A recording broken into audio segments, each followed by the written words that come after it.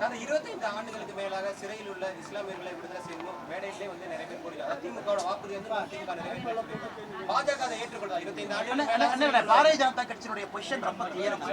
நாங்க எந்த ஒரு குற்றவாளி சிறை தண்டனை பெற்றவரை எப்பொழுதுமே மதத்தின் அடிப்படையில் இந்து முஸ்லீம் கிறிஸ்டியன் நம்ம பார்க்கணும். நம்மை பொறுத்தவரை குற்றவாளிகளை 2 தரமாக பார்க்கின்றோம். ஃபண்டமெண்டலிஸ்ட் குற்றவாளிகள், அதாவது ஒரு பாம் பிளாஸ்ட் டெரர் இன்சிடென்ட்ல மாட்டியிருக்கிறவங்க. எத்தனையோ இஸ்லாமிய சொந்தங்கள் வேறு வேறு கேஸ்ல லைஃப் இம்ப்ரிசன்மென்ட் இருக்கிறாங்க. அவர்களுக்கு ஒரு மானசீக முறையில அவர்களுக்கு நல்ல ஒரு விஷயம் நடக்க வேண்டும் நினைக்கிறேன். 14 வருஷம் ஆயிடுச்சு சிறையில் வச்சிருக்கணுமா?